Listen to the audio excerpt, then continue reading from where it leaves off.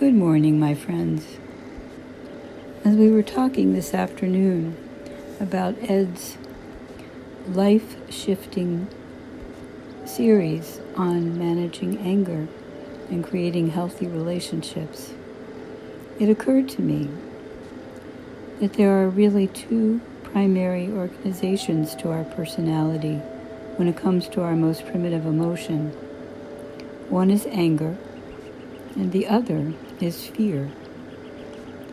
Broadly speaking, we fall into one or the other category, although there are many varieties under each category of types of anger and types of fear. These are both primitive and basic emotions that become strong under strain and stress and are characteristic of our response to it. Just as anger is energy directed outward, in the same way fear becomes energy that is directed and held inwardly, where it can tend to proliferate into many different thoughts and variations, and by this maintain itself and grow. Mindfulness is one of the most powerful interventions that we have available to us to manage such strong emotion, including some of the mindfulness practices that we have already talked about. So in these next meditations, we'll be working on befriending our fear and working with it, not against it. It is really no wonder that we often feel afraid. Fearful events and possibilities are at the top of our news cycle at any time, and especially now, because they attract attention. Fear and anger, one or the other, forms the foundation of our human responses to new threats or old ones that return. In brief, we need to be aware of and begin to befriend our fear. So let us sit today in your comfortable position that supports your meditation practice, quietly breathing, allowing your body to be supported by that chair, your eyes to gently close, and your hands to be in your lap, also supported and comfortable.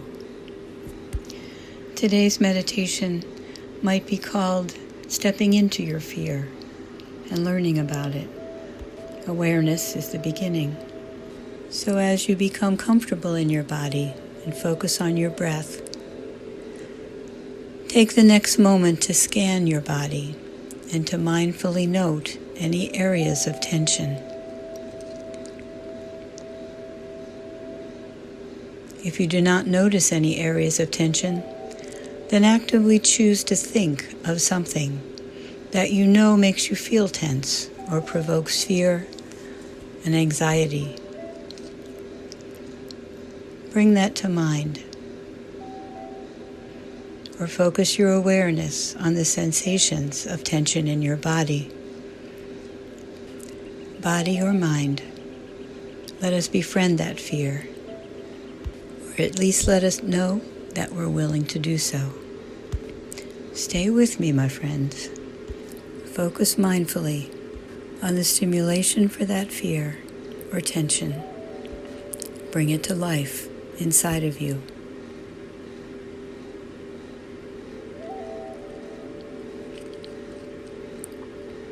If it is a memory, notice where that memory settles into your body.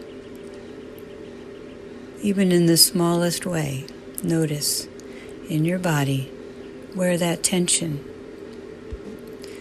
lives right now. Is it in your shoulders, your head, your stomach? Or you can continue to imagine the anxiety-provoking thought, feeling, or image that you have brought to mind.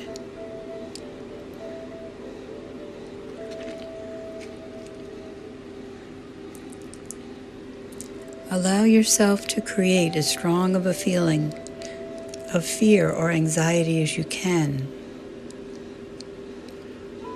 Allow it to grow so that you can see it more clearly. And as you feel that, practice bearing that feeling with your breathing that anchors you in the center of your body.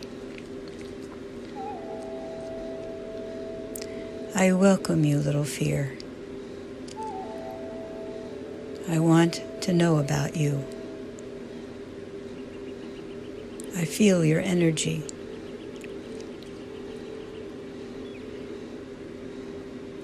It disturbs me.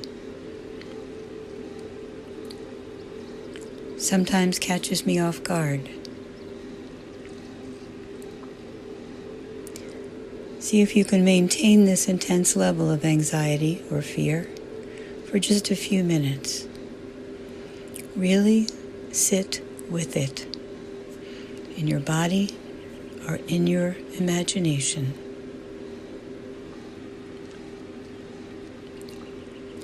Notice any changes in your breathing that will arise if you are truly experiencing deeply the emotion of fear. There's always something to be afraid of because there's always something unknown or something dramatized or something real that you have no idea how it will turn out, but it doesn't look good. The process of learning how to mindfully sit with fear can be difficult and slow, and yet it will happen. And why should we practice this anyway? It sounds pretty uncomfortable. You may be wondering. And the simplest answer is that we need to befriend what it is that we want to run from. There's a message inside of that fear, or maybe quite a few, that are trying to get your attention. And as you work towards befriending that fear, take a moment to imagine how your life could be free from the paralysis or disconnection from life out of fear and anxiety. And when we jump away from it, which is completely a natural human response to fear, it only reinforces the fear and anxiety with adrenaline. It's a little paradoxical, but it is clear.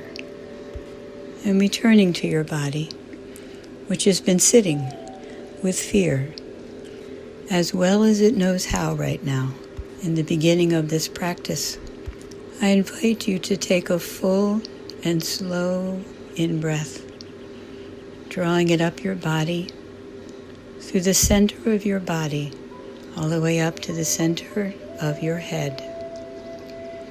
And breathe out slowly, and allow the adrenaline, like a thermometer, to come down as you stop feeding it. And on the next in-breath, breathing in slowly, all the way up your body, to the top of your head. And at the top of that breath, allowing that fear to burst out of your head like a whale blowing out water, or as a powerful wind that diffuses as soon as it gets outside of your head and into the space above. You may need several in-breaths to do this. And then breathing out, dear friends, allow your body to become empty of all air and feeling, allowing yourself to feel the steadiness of your chair, and inviting yourself to befriend your fear by bearing with it. It will change you. Namaste. Amen.